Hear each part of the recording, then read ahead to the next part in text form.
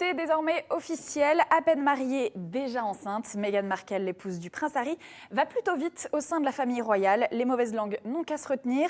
Le couple britannique frappe fort pour donner le coup d'envoi de sa première tournée officielle. Ils sont arrivés dans le Pacifique pour 16 jours. L'occasion d'analyser les premiers pas de Harry et Meghan. Comment trouvent-ils leur place dans la monarchie britannique 6 mois après leur mariage? L'actrice américaine a-t-elle été adoptée? Harry a-t-il mûri son rôle? Que peut apporter ce couple particulier au rayonnement de la couronne à l'international? On attend bien sûr toutes vos questions sur le sujet. On y répondra en direct avec nos décrypteurs aux alentours de 11h30. Et vous pouvez bien sûr continuer à répondre à la question qu'on vous a posée sur Twitter. Harry et Meghan font-ils un sans faute depuis leur mariage? Pour le moment, vous êtes 80% à répondre plutôt oui.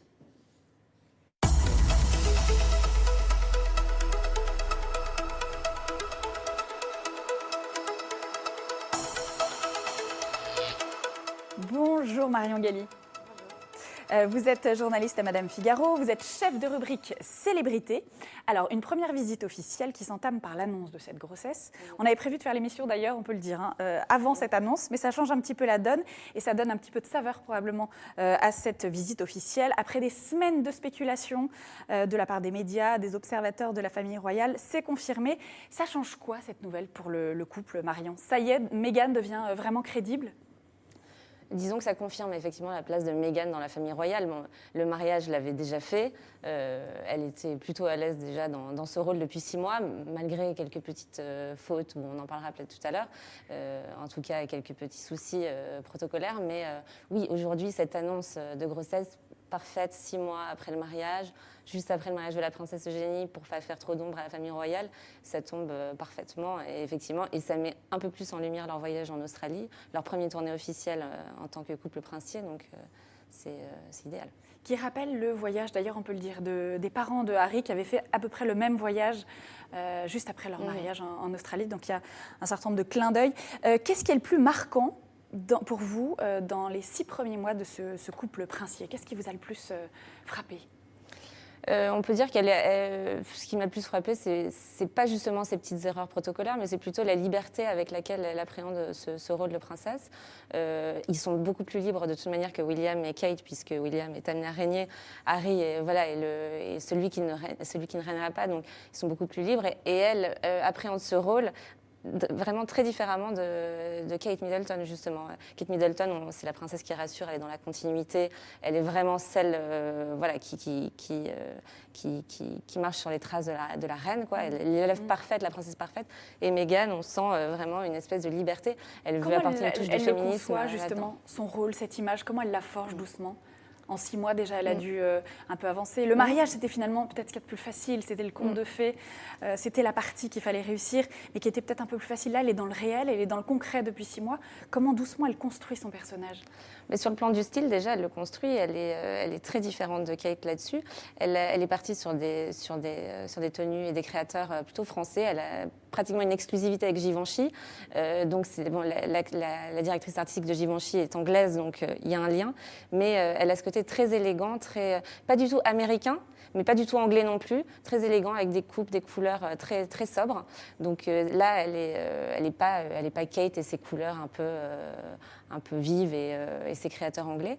Et elle a aussi ce côté féministe qu'elle a toujours eu au fond en elle, depuis l'âge de 11 ans, où on se souvient de cette publicité Procter & Gamble, où elle avait fait parler d'elle en disant le liquide vaisselle n'est pas destiné à des femmes, mais plutôt à des hommes et des femmes et à tout le monde finalement. Et aujourd'hui, on sent déjà qu'elle essaie d'imposer sa patte féministe. On se souvient du premier engagement qu'elle a fait avec Kate quelques jours après le mariage. Elle militait elle avait fait une petite allusion à MeToo et à Time's Up. Elle militait déjà assez discrètement pour son credo, quoi, qui est l'humanitaire et par extension la condition de la femme.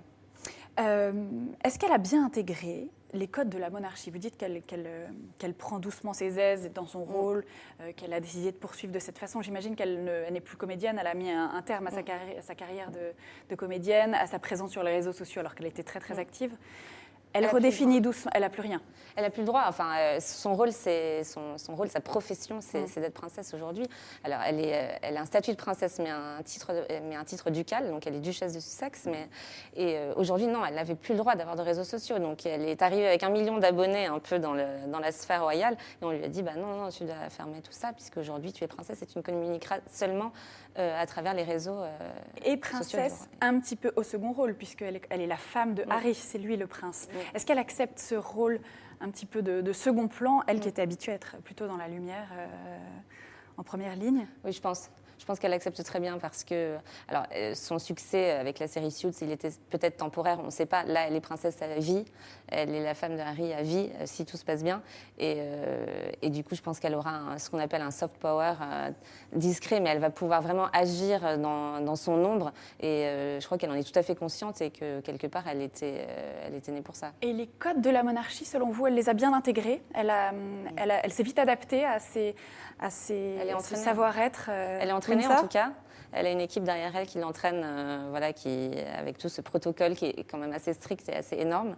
Mais oui, avec quelques fautes qu'on a soulignées, donc elle a fermé sa portière de voiture elle-même, par exemple, et toute l'Angleterre, on a parlé. Mais finalement, tous ces petits détails, par exemple aussi, elle voulait tenir la main de Harry à un moment donné qui n'était pas du tout opportun pour le faire. Bon, Harry l'a évité assez pas violemment, mais bon, voilà, d'une manière qui a aussi fait jaser les Anglais. Mais ce qui fait d'elle, en fait, un peu la femme simple qu'elle a été avant d'arriver à Hollywood, puis à Buckingham. Donc je crois que ça lui donne un petit côté princesse du peuple aussi qui rappelle Diana, les Anglais aiment ça. Oui, princesse du peuple, mais peut-être qui a réussi aussi à séduire la monarchie elle-même. Quels sont ses rapports avec le prince Charles, par exemple, le futur roi, qui l'a emmené, donc on se souvient, à l'hôtel de l'église le jour de son mariage? C'est vrai qu'au-delà des Anglais, elle a séduit cette famille royale qui peut paraître froide à premier abord. Charles, il est assez froid, c'est une personnalité dont on parle assez peu. Enfin, on en a beaucoup parlé à travers ses mariages et son divorce et son remariage, mais c'est pas une personnalité très expansive. Et là, qui emmène Meghan, effectivement, on sent qu'il a une vraie affection pour elle, et il l'a dit d'ailleurs. On a vu aussi Meghan faire un fou rire avec Camilla dans un événement. Elle a été avec la reine dans le nord-ouest de l'Angleterre en visite officielle seulement 1 mois après s'être mariée, alors que Kate Middleton avait dû attendre 11 mois pour pouvoir faire un voyage seule avec la reine. On a l'impression, oui, qu'elle a conquis ce qu'on appelle la firme, la famille royale, toute cette communauté, quoi. De façon peut-être privilégiée. Et donc, on va parler plutôt de ce qu'elle a aussi apporté à Harry, à son mari, qui était un peu le bad boy de la monarchie, et peut-être qu'elle lui a apporté quelque chose d'important. On va d'abord écouter les propos de Stéphane Bern. Il tenait ses propos sur le plateau de Figaro Live. C'était juste avant le mariage, écoutez. Le prince Harry, vous savez, il fait beaucoup de caritatifs en Afrique. Et il nous a raconté que c'était toujours un hommage à sa mère. Le Lesotho, c'est pour sa mère. Et aussi pour le combat contre pour aider les orphelins du sida. Elle a été la première à tendre la main aux malades. Donc le rubis qu'elle porte est un rubis qui vient du Botswana, serti de diamants dont certains viennent de l'héritage de Diana. Donc il pense toujours à sa mère. Vous l'interrogez, il dit toujours la chose qui me guide dans la vie, c'est de faire quelque chose qu'aurait voulu que ma mère me voie faire. Et à peine, quand il a présenté sa fiancée, il a dit « Ma mère aurait tellement été heureuse aujourd'hui ». Oui, c'est très émouvant, ce garçon pense toujours à sa mère. Bonjour Philippe Delorme. Bonjour. Vous êtes historien, vous êtes spécialiste des dynasties royales, vous êtes également journaliste au magazine Jour de France. Est-ce que vous êtes d'accord avec cette analyse de Stéphane Bern ? Oui, bien sûr, le grand événement, le grand traumatisme dans sa vie, mais aussi dans la vie de son frère aîné, c'est la mort brutale de leur mère, ce qui fait que ça les a soudés d'ailleurs. Et aujourd'hui, on ne peut pas parler du tout de rivalité entre William et Harry, mais au contraire d'une grande complicité, d'une complémentarité entre les deux frères.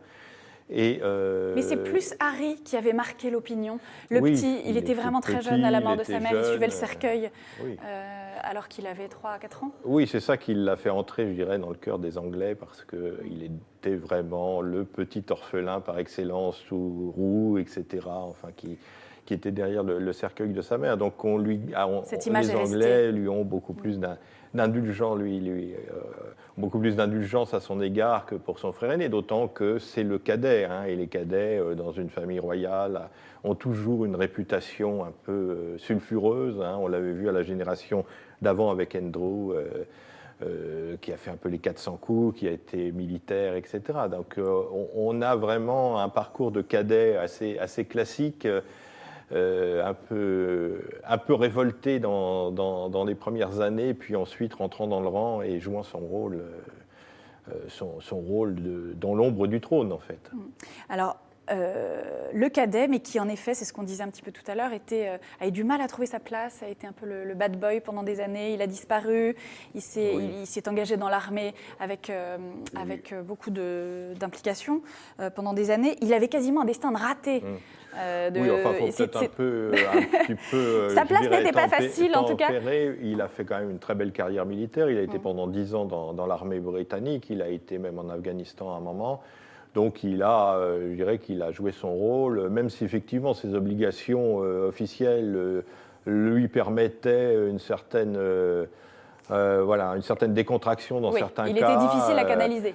Il a fait bien sûr quelques excès, mais enfin bon, qu'on a beaucoup monté en épingle. Il faut voir quand même qu'au final, il y a cette carrière militaire quand même assez prestigieuse, qui fait qu'aujourd'hui encore, il est d'ailleurs très impliqué dans les questions d'anciens combattants, hein. Là, il faut bien dire qu'il va en Australie, justement pour ce qu'on appelle les Invictus Games, qui sont les Jeux olympiques des anciens combattants blessés de guerre, etc. Donc il est vraiment très impliqué dans cette cause. Ça l'a beaucoup porté, ça, selon vous? C'est l'armée qui l'a relevé un petit peu je pense que l'armée lui a permis de ne pas sombrer dans les beuveries ou dans les boîtes de nuit où on le voyait à un certain moment. Le fait d'avoir suivi la carrière militaire avec toute la rigueur que ça implique, bien sûr, ça a été un moyen de le canaliser, comme pour son oncle, d'ailleurs, Andrew, dont je parlais tout à l'heure, la marine, puisque Andrew avait été à la guerre des Malouines, hein, où il s'était couvert de gloire. Donc c'est un petit peu, le destin des secondes, de faire une carrière militaire, souvent dans la marine d'ailleurs. Sauf que lui, il a réussi à faire de son rôle de cadet, finalement, pratiquement un atout. C'est un atout aujourd'hui pour la famille royale. Alors, il a choisi une princesse tout à fait à sa mesure et qui va le canaliser encore davantage. On le voit depuis 6 mois parce qu'elle apporte quelque chose de nouveau en tant qu'américaine, en tant qu'afro-américaine par sa mère. Meghan ouvre en quelque sorte la monarchie sur le grand large, hein. On se souvient que la reine, et là on va le voir, puisque c'est une tournée du Commonwealth en fait en Océanie. La reine d'Angleterre est chef du Commonwealth, 53 pays dans le monde, 2,5 milliards d'habitants.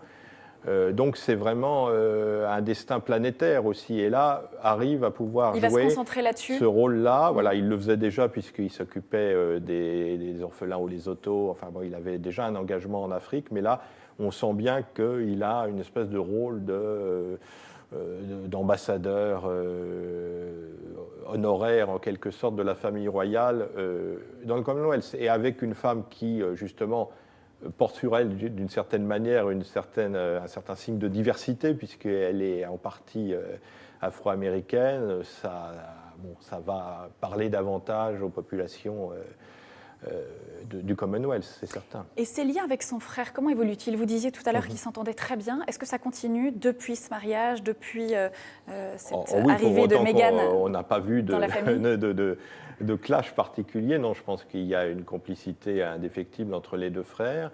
Ce sont aussi bien eux que leurs femmes sont des personnalités intelligentes et qui comprennent ce qu'il faut faire et ne pas faire, qui comprennent quels sont leurs rôles respectifs. William, ce sera le futur roi, hein, après Charles, si Charles décide de ne pas passer la main directement.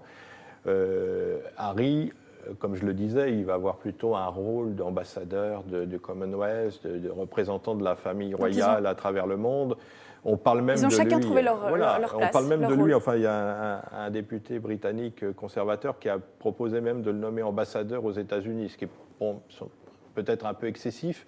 parce que ce serait un rôle politique un peu compliqué à jouer pour un prince, mais on voit en quoi le fait d'avoir épousé une Américaine ouvre aussi la famille royale sur les États-Unis. Ça, c'est important aussi. Alors, le fait qu'il devienne père, là, puisqu'on est dans cette nouvelle d'il y a quelques heures de cette grossesse, est-ce que vous pensez que ça va encore plus favoriser la cote un petit peu de ce couple déjà très apprécié? Oui, ça ne je va pense faire que on attendait Meghan au tournant. Oui. Elle a l'âge d'être mère, et donc, effectivement, on se disait qu'elle n'allait pas attendre des années et des années avant de donner un autre héritier. En fait, ce n'est pas vraiment un héritier à la couronne, parce que rappelons que Harry n'est que 6e en ligne de succession, son fils ou sa fille sera 7e, donc ce sont des personnalités qui ne vont pas jouer un rôle direct dans la monarchie. Ça veut dire que lui n'aura pas d'obligation royale? Des obligations aussi, ça dépend. Il peut très bien jouer un certain rôle. On le voit avec les enfants de la princesse Anne il sera sur les tableaux du comte de Wessex, etc., qu'on a vu apparaître par exemple au mariage d'Eugénie. Donc ils ont des rôles. Évidemment, ces rôles s'amenuisent au fur et à mesure qu'on s'éloigne du centre de la monarchie, mais après tout, oui, ils peuvent très bien être appelés à jouer un rôle eux aussi de représentation à l'occasion. Il devra peut-être travailler, lui? Oui, alors là, c'est vrai que plus de liste civile. Alors il y a encore une liste civile pour Harry. Après, aux générations suivantes, il faudra effectivement trouver des revenus. Bon, enfin, je pense qu'ils se débrouilleront très bien dans ce domaine. On voit bien avec les enfants de Margaret qui ont fait carrière dans l'art, dans le mobilier, etc. Enfin, il y a toujours des possibilités. Avec un beau nom, on peut quand même trouver des solutions. Les portes sont souvent ouvertes. Voilà. Harry et Meghan poursuivent leur tournée en Australie, on vient de le dire. Ils étaient hier à Dubbo. Alors, ambiance bottes et parapluie dans une zone durement touchée par la sécheresse. Je vous propose qu'on regarde quelques images pour se mettre dans l'ambiance.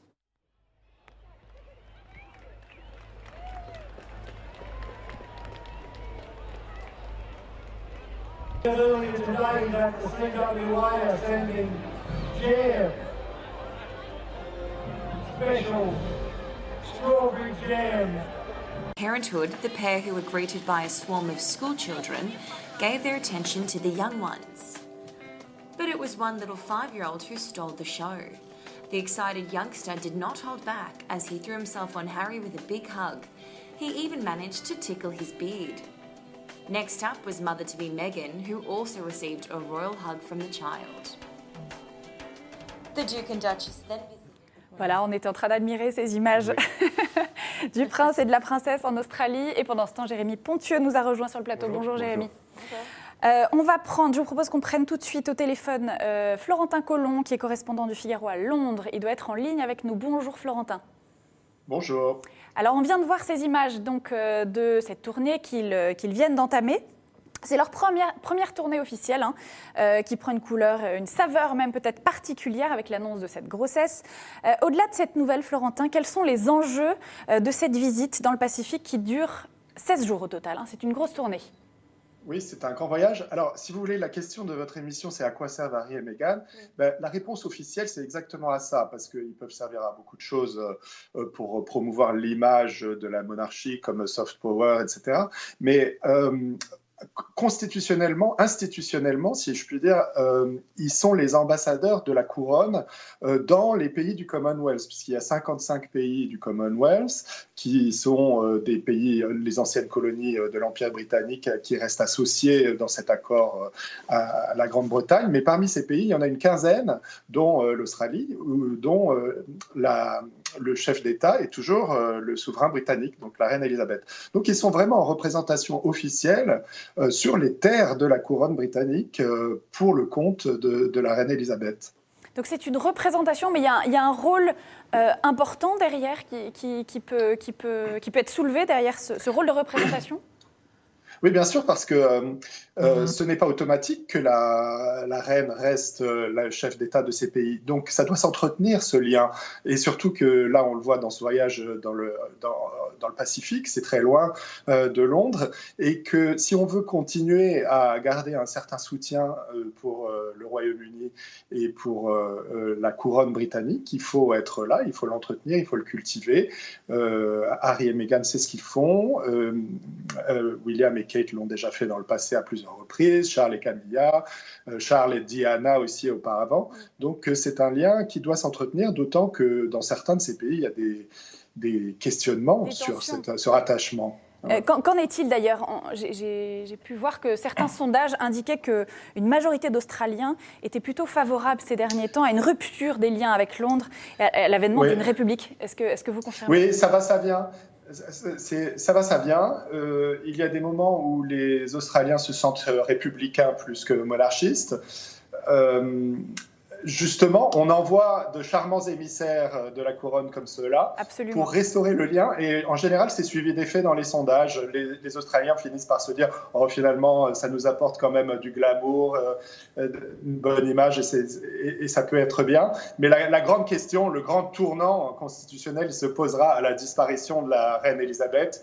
Quand Charles deviendra roi, tous ces pays se demanderont s'ils veulent continuer à garder comme chef d'État le souverain britannique. Et en attendant, donc, ce que vous dites, c'est que Meghan et Harry sont typiquement le couple là, peut-être idéal pour contribuer à doper cette firme Windsor, enfin la marque Windsor qui est très forte. Et en plus, avec l'annonce de cette grossesse, ça tombe très très bien. Oui, absolument, parce que la firme, comme vous dites, c'est pas innocent cette appellation, parce que c'est vraiment une entreprise. Donc c'est du marketing, hein, c'est glamour, c'est sympathique, c'est de l'amour, c'est de la famille, mais c'est aussi du marketing. Donc aujourd'hui, Harry et Meghan ont un rôle très précis dans le développement de l'image et la modernisation de l'image de la monarchie, dans la séduction et l'attrait que cette monarchie doit exercer auprès des jeunes générations qui sont attachées à leur reine, mais ça doit se renouveler, qui n'ont pas un attachement particulier pour Charles et Camilla, qui sont vraiment de la génération de leurs grands-parents, hein, pour les Britanniques, les Australiens ou les Canadiens qui ont 20 ans aujourd'hui. Donc cette nouvelle génération, les petits-enfants de la reine, et puis les arrière-petits-enfants avec le bébé à naître, ainsi que les enfants de William et Kate, prolonge ce lien et ce lien entre la monarchie et les populations concernées. Florentin, vous vivez à Londres pour Le Figaro, on l'a dit. Meghan Markle, est-ce qu'elle, en particulier, elle a réussi à convaincre le cœur des Britanniques? Qu'en est-il depuis ces 6 mois après le mariage? Ça a été un sans faute. Hein. Tout se passe très bien, à merveille. Je pense que ça a réveillé l'intérêt pour Harry, qui est très aimé dans la population, mais il a fait un très bon choix et elle a fait un bon choix aussi. Tout se passe bien. Les seuls les petites anicroches à tout ça sont les relations entre Meghan et la famille de son père, sa demi-sœur, qui cherche à récolter les miettes un peu de cette success story, de ce conte de fées. En essayant, l'autre jour, sa demi-sœur est allée frapper à la porte de Kensington Palace où elle habite, et elle s'est fait rejeter par les policiers en faction parce qu'elle n'avait pas été invitée. Donc ça fait les choux gras des tabloïds, mais enfin, ça ne jette pas du tout de discrédit sur Meghan ou sur leur couple. Et au contraire, est-ce que ce Royal Baby qui s'annonce, ce Brexit Baby, comme on l'appelle déjà, va apporter un petit peu de légèreté, peut-être dans un climat anglais un petit peu gris, lié aux incertitudes du Brexit? Il ne faut pas trop s'emballer non plus. Hein. Un couple qui se marie et qui a un bébé quelques mois après, c'est du domaine de l'attendu et du classique. Et je ne pense pas que les Anglais qui sont inquiets sur le Brexit vont se dire « Ah ben on a un Royal Baby de plus, donc tout va bien ». Mais enfin, ça contribue à entretenir cette espèce de mythe d'un royaume immuable. Et c'est vrai, hein, ce sont des traditions plus que millénaires. Donc ça contribue à maintenir le fil. Et c'est un élément de stabilité, en effet, dans le fil de cette histoire monarchique. Alors ça, c'est intéressant. Florentin, vous restez avec nous, hein, on est en direct avec nos décrypteurs. C'est intéressant. À quoi elle sert finalement cette monarchie? Pourquoi est-ce qu'elle dure? Et comment d'ailleurs dure-t-elle avec autant de stabilité et d'enthousiasme mondial?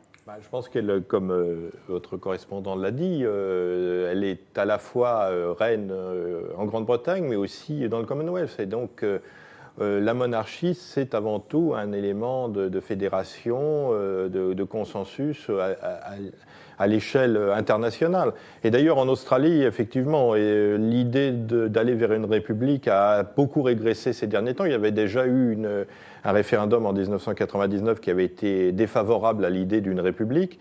Le nouveau Premier ministre, Scott Morrison, là, est beaucoup plus en retrait que son prédécesseur Turnbull sur la question. Donc on ne voit pas à vue humaine une république s'installer en Australie. Et puis il y a une vraie ingéniosité de Windsor dans le renouvellement. Le prince Charles avait épousé une divorcée, William a épousé une roturière. Là, on a les deux divorcés, roturières et métis. Donc il y a un vrai, voilà, on colle à une espèce d'évolution. Voilà, c'est ça la force de cette monarchie, c'est cette capacité à s'adapter. C'est peut-être pas, je dirais, c'est pas calculé, c'est simplement l'évolution naturelle des choses. Hein. Même au cours du XXe siècle, on a vu aussi cette évolution. Déjà, lorsque le futur George VI avait épousé Elizabeth Bowes-Lyon, qui n'était pas d'une famille royale, mais d'une grande famille de l'aristocratie, ça avait déjà été un premier accroc, je dirais, dans la tradition. La tradition est faite pour évoluer aussi. Sinon, elle se détruit. Est-ce que ce n'est pas la famille royale par excellence qui montre en effet qu'elle s'est évoluée, mais qu'elle ne transige pas en même temps sur beaucoup de choses, qu'elle dure? Il y a des règles extrêmement strictes qui sont absolument indétrônables. Elle reste forte sur l'essentiel, et en même temps, les règles strictes, elles évoluent quand même. C'est-à-dire que je pense que la reine Victoria, si elle voyait la manière dont ses descendants vivent aujourd'hui, même y compris la reine Elisabeth II, elle serait tout à fait shocking, comme on dit. Hein. Donc les choses ont évolué lentement et donnant l'impression qu'elle n'évoluait pas. Justement, c'est ça la magie de l'affaire. Sur la reine Elisabeth II, vous diriez la même chose? Florentin Collomb avait raison quand il parle de marketing et de firme. C'est clairement une entreprise. La reine, aujourd'hui, elle ne peut pas se permettre d'aborder certains sujets, comme le féminisme, ça ne va pas du tout. Enfin, voilà, puisqu'elle est reine depuis 65 ans. Du coup, aujourd'hui, le féminisme, par rapport à ce qu'elle a connu, elle. Voilà. Et aujourd'hui, elle a Meghan, c'est parfait. On est dans un monde où il faut parler de ça aussi. Il faut développer dans tous ces secteurs-là. Et Meghan, c'est vraiment... Kate Middleton est dans la continuité, Meghan, elle parle aux millennials, quoi. Elle parle à la nouvelle génération. C'est une icône pour elle. On l'a vu avec Charles, d'ailleurs. Hein, Charles qui parlait d'écologie, d'urbanisme, etc. Il ruait un peu dans les brancards, ce que la reine ne pouvait pas faire, mais je pense qu'inconsciemment ou secrètement, elle était bien contente que son fils puisse le faire. D'ailleurs, on en reparlera parce que je crois que c'est un petit peu le chouchou et savoir si ça continue ou pas. Mais d'abord, on va prendre une question de Jérémy puisque les internautes sont nombreux à réagir sur le sujet. Oui, Jérémy. Alors effectivement, sur le point Twitter, on l'a dit tout à l'heure, c'est 79% de oui pour le sans faute depuis le mariage. Donc a priori, les gens sont plutôt unanimes là-dessus. Sur les commentaires, on va saluer Maryse et Foued. Et Foued qui, lui, met le point sur quelque chose. Il dit « Difficile de remplacer la place de vide de Diana dans le cœur des habitants du Royaume-Uni ». Et il se pose la question de savoir si elle peut remplacer ce vide, si c'en est possible. Et il explique derrière, c'est une deuxième question qui peut venir aussi, qu'elle a besoin de temps et d'être populaire. Et il évoque la cérémonie des Jeux de Commonwealth Birmingham 2022 qui sera sans doute un enjeu. Est-ce que ça l'est? Voilà, c'était un peu les deux questions. Je dirais simplement, Diana, elle est morte il y a 20 ans, 21 ans maintenant. Ça veut dire que tous les jeunes Anglais ou les jeunes Australiens qui ont moins de 20 ans, pour eux, c'est une figure historique, hein, comme Churchill ou Victoria. Donc voilà, il y a une nouvelle génération et ces nouvelles générations vont plutôt s'incarner, se projeter dans des personnages comme Meghan. Je crois qu'on fantasme un peu Diana. Je pense que les Anglais, effectivement, on a un souvenir impérissable. Mais aujourd'hui, c'est un monde nouveau. Effectivement, on raccroche toujours, mais Kate, on a comparé beaucoup Kate à Diana. Aujourd'hui, c'est Meghan. Leur bébé, les pronostics disent qu'il va peut-être s'appeler Diana aussi, si c'est une fille. Donc tout est une projection de Diana à chaque fois. Ceci dit, elle joue un petit peu avec ça, peut-être Meghan aussi, non? Elle porte par exemple des bijoux là pendant cette visite en Australie, qui appartenait à la princesse Diana. C'est quand même présent, c'est pas qu'elle en joue, c'est que c'est un élément aussi, important quand même dans la continuité. Harry était très très proche de sa mère. On dit effectivement que c'était le plus proche et le plus sensible et voilà le chouchou un peu de Diana et de la reine d'ailleurs. Donc oui, forcément. Elle arrive, oui, elle n'est pas forcément rodée à tout ça. Ce qu'était Diana aussi. Bon, alors, on ne peut pas les comparer dans le sens où Diana était très timide et vraiment pas prête quelque part. Elle arrive avec voilà, sa carrière à Hollywood et elle est très très à l'aise dans ce rôle. Là, on a vraiment une génération de princesses ou de princes professionnels, c'est-à-dire que d'abord, ils épousent justement des professionnels. On le voit en Espagne avec Laetitia, la reine Laetitia, qui est une ancienne journaliste de télévision. On le voit un peu partout, en Belgique, en Suède, en Norvège, etc. On a vraiment l'idée que les nouvelles générations sont conscientes vraiment qu'on ne peut pas avoir le beurre et l'argent du beurre, que les privilèges de la monarchie s'accompagnent d'un certain nombre de devoirs, ce que Diana n'avait peut-être pas tout à fait compris. Ça, elle l'a intégré. Harry disait d'ailleurs il y a longtemps dans une interview, le problème, il était encore célibataire, le problème c'est pas celle que je vais épouser, c'est celle qui voudra m'épouser. Parce que c'est un rôle très difficile en fait, c'est un rôle où effectivement on doit s'effacer, on doit remplir des fonctions avec un protocole très strict. C'est pas donné à tout le monde. Et d'ailleurs, Chelsea Davy et Cressida Bonas, ses deux ex-petites amies, avaient quelque part refusé de l'épouser parce qu'elles ne se sentaient pas prêtes à cette surmédiatisation qui peut être très oppressante. Alors, puisque Florentin, on m'indique dans l'oreillette que Florentin est toujours là, il y a une question qu'on peut se poser. Nous, on compare beaucoup Meghan et Kate, en effet, on essaie d'en faire soit des rivales, soit des complices. Est-ce que c'est le jeu aussi des Britanniques sur place, Florentin? Est-ce qu'on les compare beaucoup entre elles déjà, et avec Diana également, ou est-ce que Meghan, on la prend telle qu'elle, de façon totalement... Non, je crois qu'il n'y a pas de malveillance, vraiment, ce serait très très minoritaire, mais la façon dont on parle des deux couples, William et Kate et Harry et Meghan, on les appelle les Fab Four.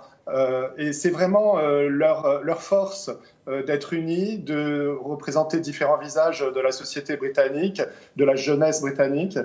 Et franchement, on ne cherche pas de rivalité. C'est vrai que Meghan a un petit peu fait passer Kate au second plan, puisque Kate, elle a jamais dit plus d'une phrase en public de façon très, très mesurée, réservée, alors que Meghan est plus à l'aise, elle a ce côté actrice et elle a des idées très précises sur beaucoup de choses qu'on connaît de sa vie d'avant.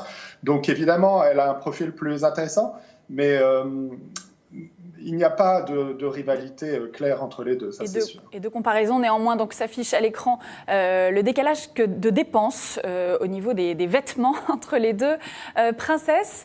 Donc en 6 mois, Meghan Markle aurait dépensé 172 000 € pour ses vêtements, et alors que Kate, plus modeste, dépense plutôt 130 000 € par an. Marion, vous n'avez pas l'air d'accord? Non, je crois que c'est beaucoup plus qu'elle a dépensé, parce que sa robe de mariée coûte 400 000 €, donc déjà, on dépasse...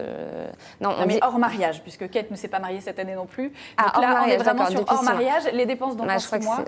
Donc voilà, c'est vrai qu'il y a un décalage. Ça fait partie aussi du côté vitrine de l'Angleterre, vitrine de l'économie, etc. Après tout, c'est aussi un peu comme Versailles était sous l'Ancien Régime, une espèce d'exposition universelle permanente des arts de la France. Hein, voilà, il faut aussi replacer ça dans ce...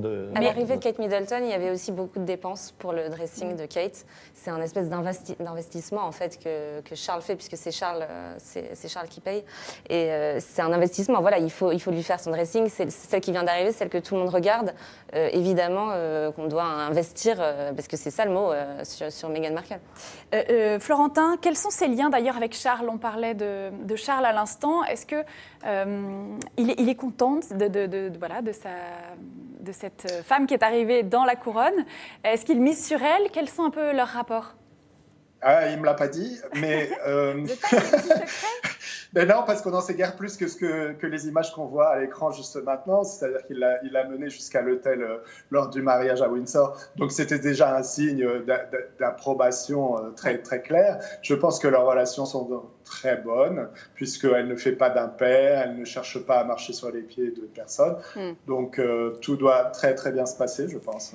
Et avec la reine, peut-être aussi un petit mot sur ses rapports avec la reine. Avec la reine, c'est vrai qu'il y a une complicité qui a été frappante dès le début. Hein. Comme avait dit Marion, on les a vues toutes les deux dans un événement officiel, très complices, rigoler. La reine ne rit pas toujours quand elle est en représentation. Et on a vu des photos d'elle vraiment riant aux éclats avec... Alors le jour du mariage, elle ne riait pas du tout. Et voilà, ça a été relativement commenté. En même temps, elle était dans son rôle. Oui, elle fait toujours ça. Elle est chef de l'église anglicane aussi, hein, donc c'est une cérémonie religieuse. Elle devait quand même avoir un certain une certaine tenue. Et donc là, Florentin, vous dites que ça évolue et qu'elle elle se réjouit vraiment de l'évolution de ce couple. Franchement, je crois qu'elle a été très contente de prendre Meghan sous son aile. Et on voit dans cette famille une transition en douceur se passer. Il y a quelques années, quelques accros, quelques problèmes, parce que la reine a 92 ans aujourd'hui, elle sort de moins en moins, elle ne peut pas remplir toutes les obligations qu'elle remplissait auparavant, donc elle a besoin de ces relais pour représenter la couronne. Et franchement, ça se passe, on ne peut mieux avec cette génération, et même mieux que ça ne s'est passé avec Charles, et en tout cas avec son entourage, et l'entourage de la reine. Merci beaucoup Florentin, vous restez avec nous pour cette dernière partie d'émission. On va faire un petit quiz tous ensemble. Alors on va commencer par cette question de quand date la création du Commonwealth. On en a un petit peu parlé. Est-ce que vous savez les uns les autres de quand date ce fameux Commonwealth? Alors vous avez plusieurs solutions qui se présentent. Voilà, 1931, 1944 ou 1956. Là, la réponse est déjà soulignée. Donc voilà, c'était donc le 1931. Vous avez tous gagné. Une autre question, quel surnom le prince Charles, on en parlait à l'instant, a-t-il donné à Meghan? Est-ce que vous savez ce surnom assez étonnant? Meg, Tungsten ou Princesse? Princess. Tungsten, parce que c'est le plus extraordinaire. Alors c'est le plus extraordinaire et surtout il représente quelque chose. En fait, je ne sais plus, mais oui, effectivement c'est Tungsten. Ouais, mais c'est en référence à ce métal très résistant afin de souligner le caractère solide et inflexible de la jeune femme. Donc ça en dit long sur l'estime de Charles pour Meghan et le prince Charles qui admire Meghan pour sa force et le pilier qu'elle représente pour Harry. Je ne sais pas s'il l'appelle tous les jours comme ça, mais en tout cas, ça a dû être cité. Combien de fois Harry et Meghan doivent-ils intervenir en public durant leur tournée dans le Pacifique? 76. 76 fois. Après, ils vont aller aux Fidji, au Tonga, en Nouvelle-Zélande, donc c'est... Ils ont 76 engagements pendant les 16 jours, je crois que c'est ça. Donc ça fait un peu plus de 4 apparitions par jour. C'est un rythme important pour une première visite. Combien de personnes sont au service de Harry et Meghan durant toute leur tournée? Est-ce qu'il y a 2 personnes qui les accompagnent, 4 ou 10? Je dirais 10. Avec une femme enceinte, peut-être que... Ah, vous croyez que c'est ça? Oui, certainement une dizaine de personnes. Une dizaine de personnes, exactement. Il y a 2 secrétaires privés, 3 agents de communication, un coordinateur de programme, un journaliste, une aide-soignante, un coiffeur et une assistante personnelle. C'est plutôt moins qu'un président de la République française, je pense. Mais bon. Et puis là, ils sont 2. Eh bien, merci beaucoup à tous d'avoir participé à cette émission. Merci Florentin Collomb. Je rappelle que vous êtes correspondant du Figaro à Londres. Merci Mario Galli. Je rappelle que vous êtes journaliste à Madame Figaro. Et merci beaucoup à Philippe Delorme également et Jérémy Pontieux. L'émission est passée très très vite. On n'a pas pu prendre toutes les questions. En tout cas, merci de vos réactions en direct sur le site. Tout de suite, vous retrouvez le talk qui est présenté par Yves Tréhard. Il reçoit Emmanuel Grégoire, le premier adjoint PS à la mairie de Paris. On change de registre. À très vite sur Figaro Live.